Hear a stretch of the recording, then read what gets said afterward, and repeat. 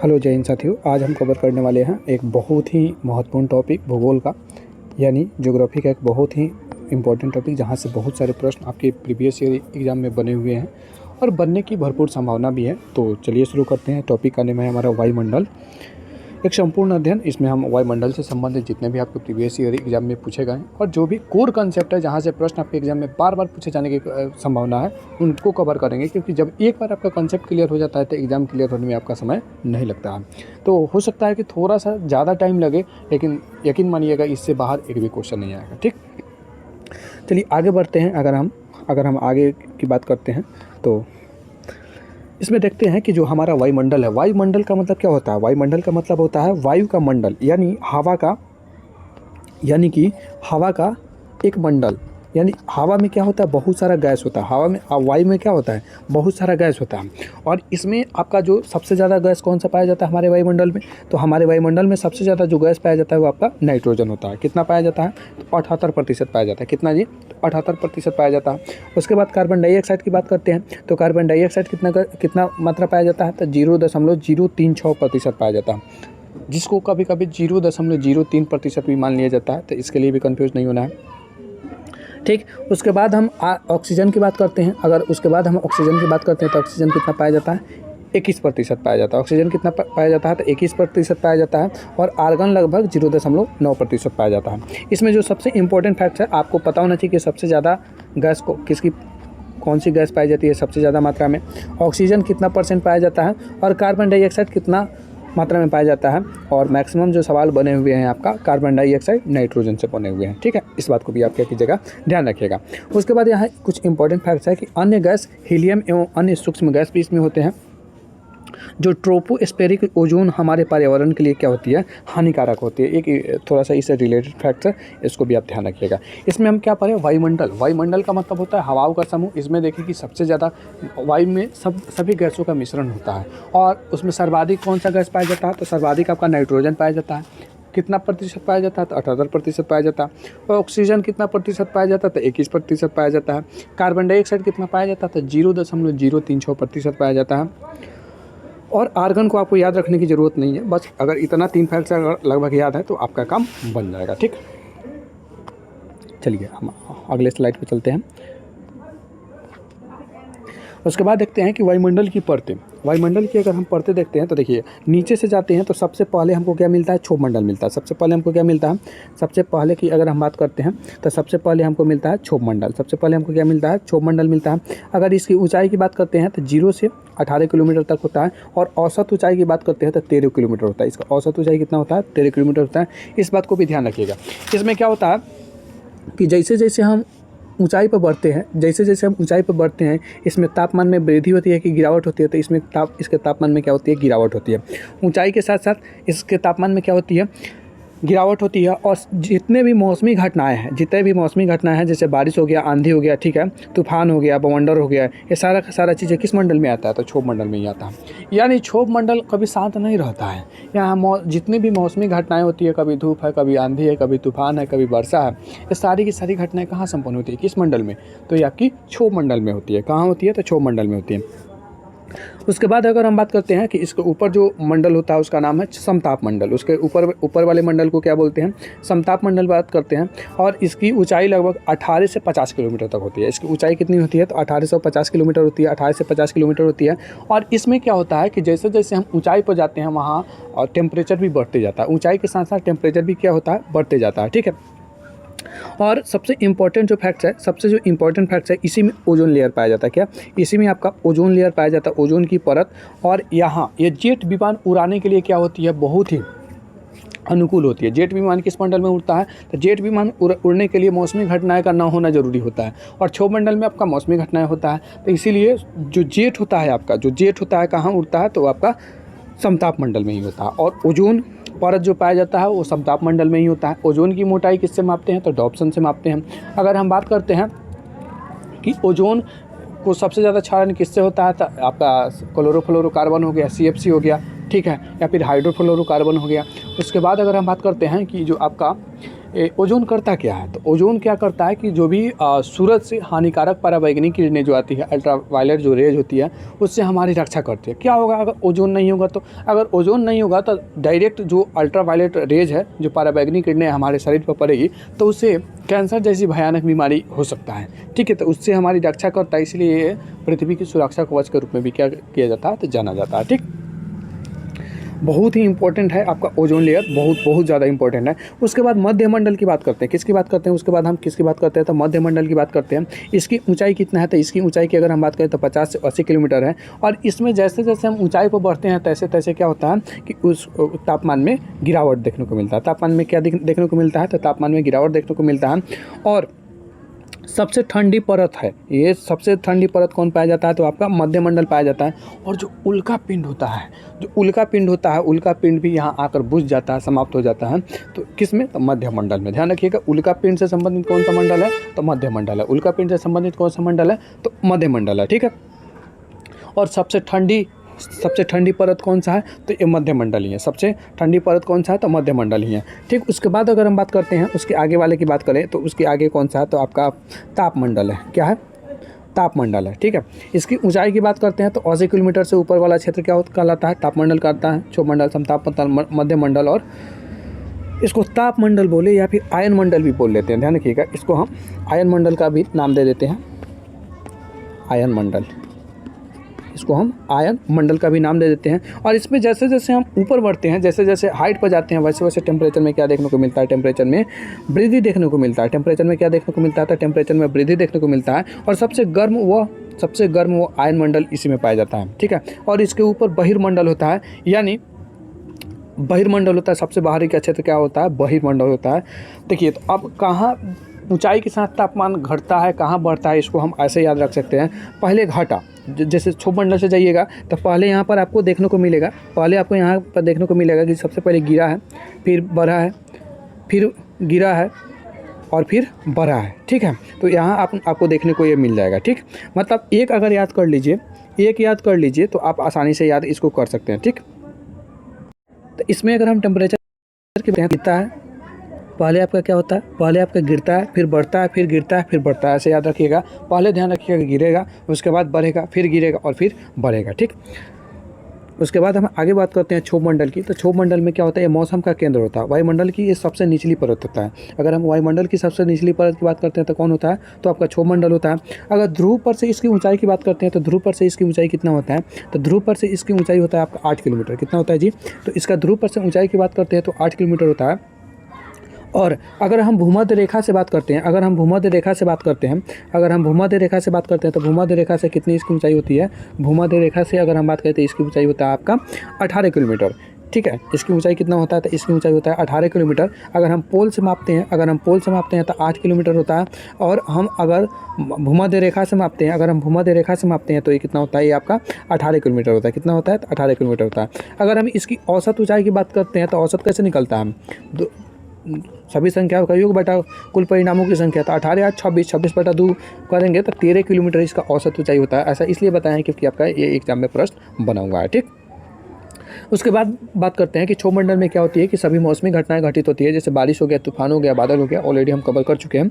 केवल इसी परत में होती है। ध्यान रखिएगा, केवल क्षोभमंडल में ही ये बारिश वगैरह देखने को मिलता है, नहीं तो समताप मंडल में मिलता है, न मध्य मंडल में मिलता है, न आयन मंडल में मिलता है, और न ही बहिर्मंडल में मिलता है। ठीक है, इसमें क्या होता है? तापमान में ऑलरेडी हम बता चुके हैं कि जैसे जैसे हम हाइट पर जाते हैं वैसे वैसे क्या होता है? तापमान में गिरावट देखने को मिलती है। क्या कितना हाइट पर जाने पर कितना किलोमीटर, कितना हाइट पर जाने पर कितना सेंटीमीटर या सेंटीडिग्री में गिरावट देखने को मिलता है? तो हम 165 मीटर जैसे ही हाइट पर जाते हैं तो 1 डिग्री सेल्सियस गिर जाता है। ठीक, या फिर उसको हम ऐसे समझ सकते हैं कि 1 किलोमीटर की ऊंचाई पर जाने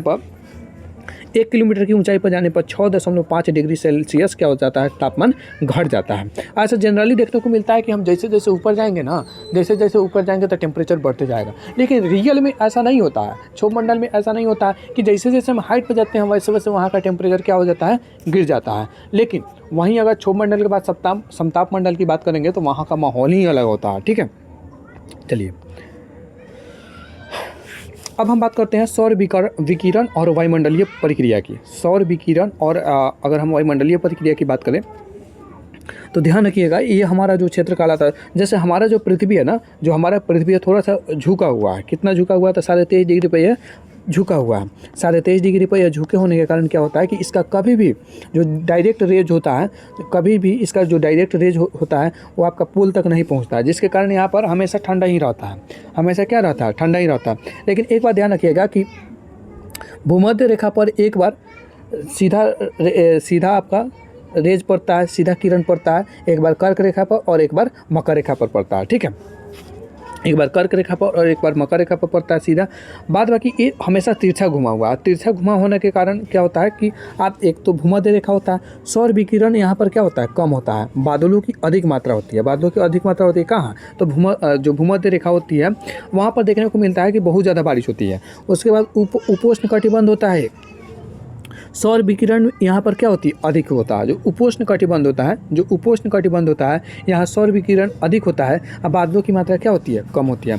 प्रभाव डालने वाले कारक में अगर हम बात करते हैं तो पृथ्वी की घूर्णन, किरण का झुकाव, दिन की लंबाई, परिक्रमा और एल्बिडो के कारण ऐसा देखने को मिलता है। देखिए, पृथ्वी दो प्रकार की गति करता है।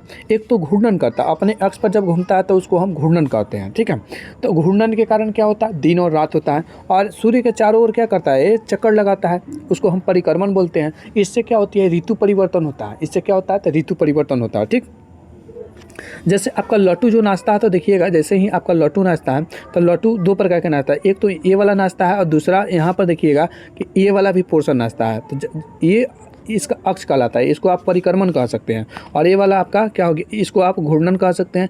और जैसे इस साइड में ऊपरी जो हिस्सा घूम रहा है उसको हम परिभ्रमण या फिर परिक्रमण कह देते हैं। ठीक, दिन और रात किसके कारण होता है? तो घूर्णन के कारण होता है। दिन और रात किसके कारण होता है? तो घूर्णन के कारण होता है। और जो मौसम होती है, जो ऋतु परिवर्तन होता है वो किसके कारण होता है? परिक्रमण के कारण होता है। परिक्रमण के कारण होता है। और सूर्य का एक चक्कर लगाने में पृथ्वी को कितना समय लगता है? तो सूर्य का एक चक्कर लगाने में पृथ्वी को लगता है आपका 365 दिन 6 घंटा। ठीक है, उसके बाद अगर हम बात करते हैं एल्बिडो की, तो भैया एल्बिडो का होता है। तो एल्बिडो की बात करते हैं तो किसी सतह पर परिवर्तित होने वाले आपतित प्रकाश या विकिरण का अनुपात ही क्या कहलाता है? एल्बिडो कहलाता है। एल्बिडो आपका जनरली ऐसा समझिए कि जैसे सूरज का एक मिनट किसी सतह द्वारा परिवर्तित होने वाले आपतित प्रकाश या विकिरण का अनुपात होता है। जैसे यह हमारा क्या है? पृथ्वी है, सूरज से इस पर लाइट आ रही है, तो जैसे लाइट आती है तो क्या होती है? आने वाला किरण आपतित होता है और जो रिफ्लेक्ट हो जाता है उसको हम परावर्तित बोलते हैं। तो किसी सतह द्वारा परिवर्तित होने वाले आपतित प्रकाश या विकिरण का, एक तो हमारा परावर्तित किरण कितना हुआ और आपतित किरण कितना हुआ, तो इन दोनों का अनुपात जो होता है आपका एल्बिडो कहलाता है। इन दोनों का अनुपात क्या कहलाता है? एल्बिडो कहलाता है। ये इंपॉर्टेंट क्यों है? क्योंकि ये सबसे ज़्यादा कहाँ पर रिफ्लेक्ट करती है? सबसे ज़्यादा परिवर्तित कहाँ होगी? जहाँ का इलाका एकदम चिकना होगा, बर्फ़ जैसा होगा, वहाँ सबसे ज़्यादा क्या होता है? वहाँ पर सबसे ज़्यादा आपका क्या होता है कि सबसे ज़्यादा परिवर्तित होता है। एल्बिडो की घटना सबसे ज़्यादा वहाँ देखने को मिलती है। बर्फ़ की चादरें और हिमनद में सबसे अधिक एल्बिडो होता है। बर्फ़ की चादरों और हिमनद में क्या होती है? सबसे अधिक एल्बिडो की घटना देखने को मिलती है। तापमान प्रतिलोमन क्या होता है? तब जब ऊंचाई के साथ तापमान घटने के बजाय बढ़ता है, जब ऊंचाई के साथ तापमान घटने के बजाय बढ़ता है और अनुकूल स्थितियों की बात करते हैं तो लंबी सर्दियों की रातें होती है, स्थिर वायु, साफ और बिना बादल वाला आकाश होता है। इसको आपको ध्यान नहीं रखना है। ठीक, अब हम बढ़ते हैं आगे। अब हम बात कर लेते हैं समताप मंडल की। किसकी बात करते हैं? थोड़ा बढ़िया से डिटेल में बात करते हैं समताप मंडल की। समताप मंडल की जब हम बात करते हैं तो इसमें समताप मंडल में मौसमी घटनाएं नहीं होती है। एक तो क्या होती है? मौसमी घटनाएं आपको देखने को नहीं मिलती है। मौसमी घटनाएं नहीं होती है। मौसमी घटनाएं आपका नहीं होती है, जिसके कारण यहाँ पर जेट विमान उड़ लेता है बहुत बढ़िया से। जिसके कारण क्या होता है? यहाँ पर जेट विमान बहुत बढ़िया से उड़ता है। इस परत में उड़ान भरते हैं क्योंकि यह मौसम की घटनाओं से मुक्त होता है। यहाँ ऊंचाई के साथ साथ तापमान बढ़ता है। देखे होइएगा कि जब मौसम ख़राब होता है तो उस समय में जो आपका जेट होता है या फिर हेलीकॉप्टर होता है उड़ान नहीं भरता है। ठीक है, तो जेट को उड़ान भरने के लिए मौसमी घटनाओं का होना ज़रूरी नहीं होता है। मौसम अगर परिवर्तित है तो उसमें जेट नहीं उड़ सकता है। इसलिए यह क्षोभ मंडल का चुनाव ना करके समताप मंडल इसके लिए अनुकूल होता है। ठीक है, यहाँ पर ओजोन परत पाई जाती है और 30 से 35 किलोमीटर के बीच यह स्थित है। ओजोन परत कितने किलोमीटर के बीच स्थित है? तो 30 से 35 किलोमीटर के बीच स्थित है। यह हानिकारक पराबैंगनी किरणों से हमें क्या करती है, बचाती है। और ओजोन दिवस कब मनाया जाता है, तो 16 सितंबर को ओजोन दिवस मनाया जाता है। 16 सितंबर 1987 से इसका शुरुआत होता है, ठीक है। ओजोन दिवस आपको कमेंट करके बताना है कि ओजोन की मोटाई किस में मापते हैं, ठीक है। उसके बाद बात करते हैं ऊपरी सीमा की, समताप मंडल की। यह ऊपरी सीमा जो समताप मंडल पर क्या हो जाती है, इसकी समाप्ति हो जाती है, जिसको हम आयन मंडल भी बोलते हैं, ठीक। उसके बाद अगर हम बात करें मध्य मंडल की, मध्य मंडल क्या होती है, वायुमंडल की सबसे ठंडी परत होती है। मध्य मंडल क्या होती है, तो वायुमंडल की आपकी सबसे ठंडी परत होती है। जो उल्का पिंड होता है अंतरिक्ष से आते हुए इसी परत में जलकर समाप्त हो जाते हैं। उल्का पिंड इसी परत में जलकर समाप्त हो जाते हैं। और ऊंचाई के साथ साथ क्या होता है, तापमान में लगातार कमी आती है। ऊंचाई के साथ साथ तापमान में क्या होती है, तो लगातार कमी होती है। कर्मन लाइन क्या होता है, तो पृथ्वी और वायुमंडल और बाह्य अंतरिक्ष के बीच की सीमा होती है। क्या होती है, कर्मन लाइन पृथ्वी के वायुमंडल, पृथ्वी के जो वायुमंडल है जितना भी लेयर है सबके, और बाह्य अंतरिक्ष के बीच की सीमा है, ठीक है। बीच की जहाँ वायुमंडल आपका समाप्त होता है और जहाँ से आपका बाह्य अंतरिक्ष शुरू होता है, तो उसके बीच का जो सीमा होता है उसको हम क्या बोलते हैं, कर्मन लाइन बोलते हैं। उसको हम क्या बोलते हैं, तो उसको हम कर्मन लाइन बोलते हैं, ठीक। उसके बाद अगर हम बात करते हैं कि वायुमंडल की सबसे गर्म परत है कौन जी, तापमंडल है, ठीक है। जो आपका तापमंडल है वायुमंडल की नामे से स्पष्ट हो जाता है कि ताप है, यानी बहुत ज़्यादा तापमान होगा। सबसे गर्म परत है तापमंडल। उसके बाद ऊंचाई के साथ साथ तापमान में क्या होती है, तीव्र वृद्धि होती है। और आयन मंडल इसी में स्थित है। आयन मंडल किस में स्थित है, तो तापमंडल में स्थित है, जो रेडियो तरंगों को वापस पृथ्वी पर परावर्तित करती है। जो रेडियो तरंगों को क्या करती है, वापस पृथ्वी पर क्या करती है, परावर्तित करती है। रेडियो तरंग किस में पाया जाता है, तो आयन मंडल में पाया जाता है। रेडियो तरंग किस में पाया जाता है जी, तो वो आपका आयन मंडल में पाया जाता है, ठीक। उसके बाद हम बात करते हैं पृथ्वी पर जल का वितरण। क्या पृथ्वी पर जल का अगर हम वितरण बात करते हैं, तो पृथ्वी पर खारा पानी की मात्रा कितना पाया जाता है, तो खारा पानी की अगर हम मात्रा की बात करें, खारा पानी की अगर हम मात्रा की बात करते हैं कितना होता है, लगभग 97.2% खारा पानी होता है। कितना होता है जी, 97.2% आपका क्या होता है, खारा पानी होता है। 97.2% आपका खारा पानी होता है, ठीक। 97.2% आपका क्या होता है जी, खारा पानी होता है, ठीक।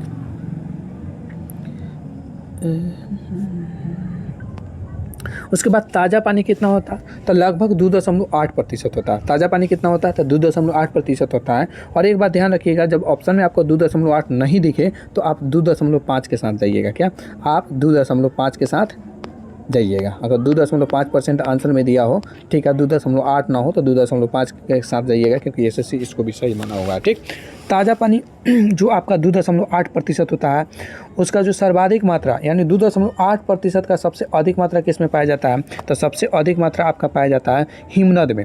सबसे अधिक मात्रा किस में पाया जाता है, हिमनद में। कितना प्रतिशत, तो लगभग 68.7% हिमनद या ग्लेशियर में ताज़ा जल पाया जाता है, सबसे अधिक मात्रा में है। उसके बाद अगर हम बात करते हैं कि भूजल जो ग्राउंड वाटर होता है, भूजल कुल ताज़े पानी का लगभग 30% पाया जाता है। कुल ताज़े पानी का लगभग 30% ग्राउंड वाटर, जैसे हमारे चापाकल में पानी कहाँ से आता है, भूजल से आता है, ठीक है। और नदियों में पानी कहाँ से आता है, जैसे हिमालयी नदी है वो वहाँ का क्या होता है, बर्फ़ पिघलता है, तो वहीं बर्फ़ पिघल कर पानी बनता है, और वो पानी बनकर क्या होता है, हमारी नदी तक आता है, ठीक।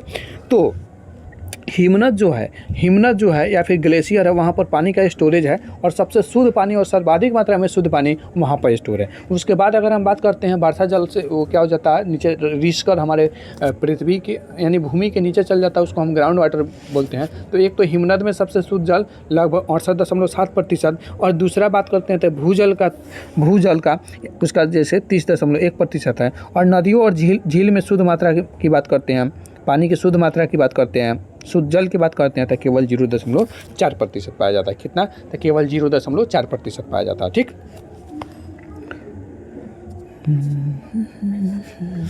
अब हम बात कर लेते हैं जल चक्र की। अब हम क्या करते हैं हम बात कर लेते हैं जल चक्र की, ठीक है। जल चक्र से बात करने के लिए थोड़ा सूरज देव को थोड़ा उदित कर दें। चलिए,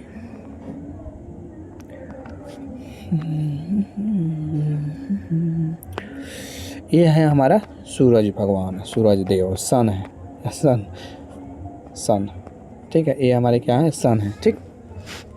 देखिए क्या होता है कि जब सूरज का प्रकाश जब ये समुद्र में पड़ता है या फिर किसी भी वाटर बॉडी से पड़ता है तो क्या होता है, पानी गर्म होता है, और पानी गर्म होकर वो क्या होता है, वाष्प में बनना शुरू हो जाता है। पानी क्या होता है, पानी वाष्प में बनना शुरू हो जाता है।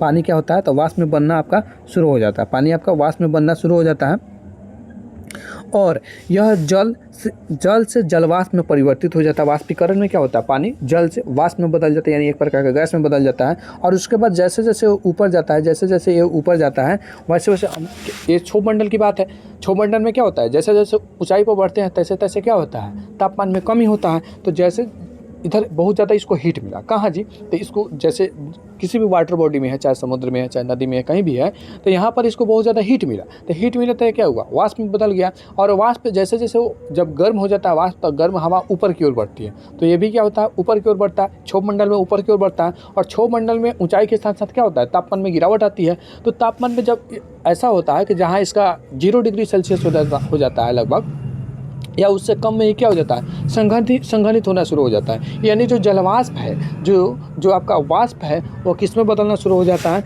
जो आपका वाष्प जो है, जलवाष्प जो है, वो फिर से जल में बदलना शुरू हो जाता है। फिर से वो किस में बदलना शुरू हो जाता है, जल में बदलना शुरू हो जाता है। और जैसे ही वह जल में बदल जाता है तो वो भारी हो जाता है। और जब भारी हो जाता है तो उसको हवा क्या करती है, एक मुक्का मार देती है और नीचे से वो क्या करता है, धराम से गिर जाता है। और वहीं जब धराम से गिरता है, किसी पर्वत से टकराने के बाद जब धराम से गिरता है, तो वहाँ उसी स्थिति में क्या होती है, वर्षा होना शुरू हो जाती है। क्या होती है, तो वर्षा होना शुरू हो जाती है। ठीक, मौसम की स्थिति जहाँ आसमान में कुछ गिर रहा है, बारिश, बर्फ़ और ओले, ठीक है, और वहीं कहीं बारिश के रूप में, कहीं बर्फ़ के रूप में और कहीं ओले के रूप में देखने को मिलता है। ये हमारा जल चक्र है। ठीक है, और फिर वर्षा हुआ तो फिर ये नदी के पानी बहते बहते बहते बहते बहते बहते कहाँ पहुँच जाएगा, समुद्र में पड़ जाएगा। वाष्पीकरण फिर होगा, फिर वाष्पीकरण संघनन होगा, संघनन यानी जल में बदलेगा, और फिर जल से वर्षा होगा। और ये प्रक्रिया हमेशा चलता रहता है। इसीलिए इसको हम क्या नाम देते हैं, इसीलिए हम इसको नाम देते हैं जल चक्र। इसीलिए हम इसको क्या नाम देते हैं, इसीलिए हम इसको नाम देते हैं जल चक्र नाम देते हैं। ठीक,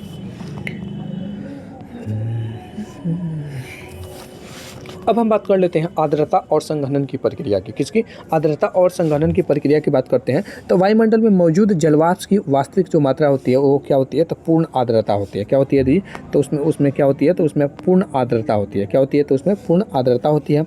ओसांक क्या होता है, तो वह तापमान जिस पर वायु संतृप्त होती है, वह तापमान जिस पर वायु संतृप्त होती है उसको क्या बोलते हैं, ओसांक बोलते हैं। ठीक है, सापेक्षिक आर्द्रता क्या होती है, सापेक्षिक आर्द्रता की अगर हम बात करते हैं तो इसकी पूर्ण क्षमता की तुलना में वातावरण में मौजूद नमी का प्रतिशत, इसकी पूर्ण क्षमता की तुलना में वातावरण में मौजूद जो वातावरण में जो आपका ह्यूमिडिटी होता है, जो वातावरण में जो आपका नमी होता है, नमी का प्रतिशत कुल की अगर कंपैरिजन में देखते हैं टोटल कितना होना चाहिए, उसके कंपैरिजन में देखते हैं तो आपका सापेक्षिक आर्द्रता होता है। ठीक, उसके बाद बात करते हैं संघनन के लिए ठोस कणों जैसे धूल या नमक की आवश्यकता होती है। संघनन के लिए किसकी ज़रूरत होती है, ठोस कणों की ज़रूरत होती है, जैसे आपका धूल या नमक की आवश्यकता होती है। बिना इसके जल वाष्प संघनित नहीं हो सकता, बिना इसके जल वाष्प जो है संघनित नहीं हो सकता। ठीक, चलिए अब हम बात कर लेते हैं संघनन के विभिन्न रूप होता है। जैसे ओस होता है,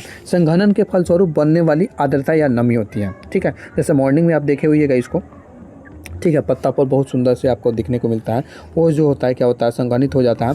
संघनन के फलस्वरूप बनने वाली आर्द्रता या नमी होता है। ठीक है, जब ज़्यादा आर्द्रता होता है, जब हमारा वायुमंडल ज़्यादा आर्द्र हो जाता है तो फिर वाष्प क्या होता है, वाष्प बनकर वो क्या होता है, जब पत्ता पर गिरता है तो वहाँ पर उसकी वो वाटर ड्रॉप्स के रूप में वो परिवर्तित हो जाता है। ठीक, उसके बाद कुहासा के रूप में भी देखे होइएगा कि ठंडा के दिनों में कभी कभी क्या होता है कि फुहारा टाइप का मतलब आप पर गिरता है। ठीक है, वो क्या होता है, वहीं जब हमारा वायुमंडल ज़्यादा आर्द्र हो जाता है, जब जो हवा होता है बहुत ज़्यादा भारी हो जाता है, बहुत ज़्यादा नमी हो जाता है, बहुत ज़्यादा संघनित हो जाता है, तो फिर वह वाष्प बोल रहे हैं, कुहासा के रूप में ओस के छोटे छोटे कण हम पर गिरना शुरू हो जाते हैं। ठीक है, जैसे देखिएगा कि आप जाते हैं तो भीग जाते हैं। ठीक है, या फिर आपका कपड़ा पर पूरा वाइट कुछ आ जाता है, तो आपका क्या है, कुहासा में भी वैसे देखने को मिलता है। कोहरा में ओस के बड़े कण होते हैं। कोहरा में क्या होते हैं, तो ओस के बड़े कण को देखने को मिलता है। और पाला क्या होता है, तो सफ़ेद क्रिस्टल का जमाव होता है, यानी एक प्रकार का बर्फ़ जैसा होता है। जैसे देखिएगा कि ये पत्ता पर उजला हो जाता है, एक पत्ता पर उजला हो जाता है जब ओसांक हिमांक से नीचे होता है। जब ओसांक क्या होता है, हिमांक से नीचे होता है, तो ऐसी स्थिति में पाला बोलते हैं। ठीक है, और इससे बचाने के लिए पेड़ पौधों को बहुत सारी चीज़ें दिया जाता है, जैसे आलू को पाला मार देता है तो उसका पत्ता जल जाता है, ठीक है। तो ये आपका संघनन के विभिन्न रूप है, जैसे ओस हो गया, कुहासा हो गया, कोहरा हो गया, पाला हो गया। इस बात को ध्यान रखिएगा, ओस, कुहासा, कोहरा और पाला, और चारों चीज़ अलग अलग होती है, ठीक। उसके बाद अगर हम बात करते हैं बादल की प्रकार और ऊंचाई की, बादल के प्रकार और ऊंचाई की बात करते हैं तो एक तो निम्बस होता है, ठीक है। निम्बस किसको बोलते हैं? तो निम्बस बोलते हैं उसको, वर्षा वाले को हम निम्बस बोलते हैं। जैसे यहाँ पर आपका फिगर दिया हुआ है तो आप देख सकते हैं, ठीक है, आप देख सकते हैं, इसको हम निम्बस बोलते हैं। क्या बोलते हैं जी? इसको निम्बस बोलते हैं। जब काला काला बादल छा जाता है तो इसको हम क्या बोलते हैं? निम्बस बोलते हैं। काला गहरा भूरा रंग होता है, इसका रंग कैसा होता है? काला होता है, गहरा भूरा रंग होता है। यह तब होता है जब पृथ्वी की सतह सूर्य द्वारा गर्म होती है। कब होता है? जब पृथ्वी की सतह सूर्य द्वारा गर्म होती है तो ये निम्बस बनता है, ठीक है। उसके बाद यहाँ पर आपका फिगर दिया हुआ है अस्तरित का, यहाँ पर अस्तरित का फिगर दिया हुआ है, देख सकते हैं आप। तो ये परतदार बादल होता है, मतलब परत के, एक परत के ऊपर दूसरी परत, दूसरी परत के ऊपर तीसरी परत। इसको हम कौन सा बादल बोलते हैं? तो इसको हम परतदार बादल बोलते हैं। कौन सा बादल बोलते हैं जी? तो परतदार बादल बोलते हैं। उसके बाद जब इस प्रकार का बादल बन जाता है तो उसको हम क्या बोलते हैं? कपासी बादल बोलते हैं। कपास जैसे जब देखने को मिलता है तो इसको हम कपासी बादल बोलते हैं, ठीक है। और ये 4000 से 7000 मीटर की ऊंचाई पर देखने को मिलता है। और इसका आधार जो होता है, इसका जो आधार होता है चपाट नहीं सपाट होता है। इसका आधार कैसा होता है? सपाट होता है, ठीक है। और रुई के आकार क्या होता है, ठीक है। और इससे वर्षा नहीं होता। जब इस प्रकार का आपको बादल देखने को मिले, इसको सीरस बोलते हैं। क्या बोलते हैं इसको सीरस बोलते हैं। और सीरस उच्च स्तर का होता है, ठीक। सीरस किस स्तर का होता है? तो सबसे ऊंच स्तर का होता है, अधिक ऊंचाई पर पंखदार होता है, ठीक है। पंख के आकार जैसे देख रहे हैं, लग रहा है कि सारसुरस का पंख है, ठीक है। लग रहा है क्या? सारसुरस का पंख है, ठीक है। पंख जैसा होता है, पंखदार होता है, फेदर जैसा प्रतीत होता है। वर्षा का कारण नहीं होता है, ठीक है। वर्षा का कारण इसमें नहीं देखने को मिलता है।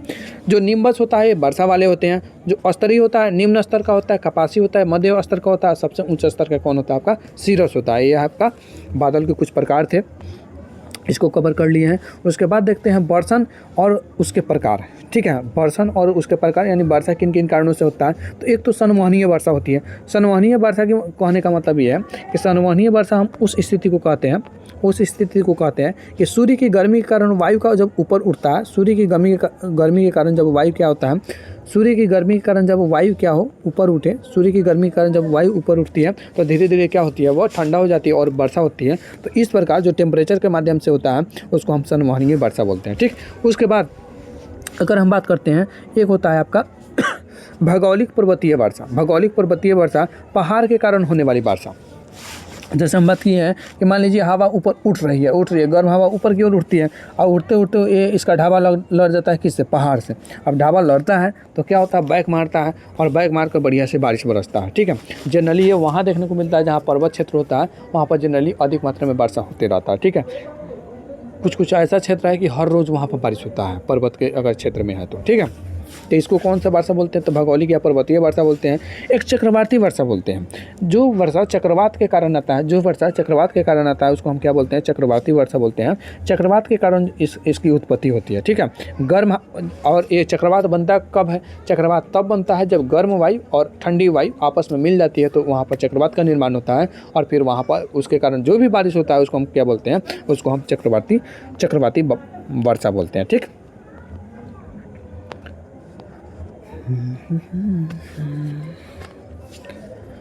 चलिए अब हम बात कर लेते हैं एक तो ड्यू पॉइंट्स की, ओसांग की, ठीक है। ओसांग की बात कर लेते हैं। वह तापमान जिस पर वायु पूरी तरह संतृप्त हो जाती है उसको हम क्या बोलते हैं? उसको हम ओसांग बोलते हैं, ठीक है। उसको हम क्या बोलते हैं? उसको हम बोलते हैं ओसांग। वह तापमान जिस पर जो वायु होती है पूरी तरीके से संतृप्त हो जाती है उसको हम ओसांक बोलते हैं। ट्रोपोपॉज किसको बोलते हैं? तो क्षोभ मंडल और समताप मंडल को विभाजित करने वाली सीमा को हम क्या बोलते हैं? उसको हम बोलते हैं ट्रोपोपॉज। क्षोभ मंडल और समताप मंडल को विभाजित करने वाली सीमा को क्या बोलते हैं? ट्रोपोपॉज बोलते हैं। उसी तरह स्ट्रेटोपॉज किसको बोलते हैं? तो समताप मंडल की समाप्ति की सीमा होती है। समताप मंडल की ये समाप्ति की सीमा होती है। और आइसोथर्म क्या होता है? समताप रेखा क्या होता है? तो समान तापमान वाले बिंदुओं को जोड़ने वाली रेखाएं होती है। क्या?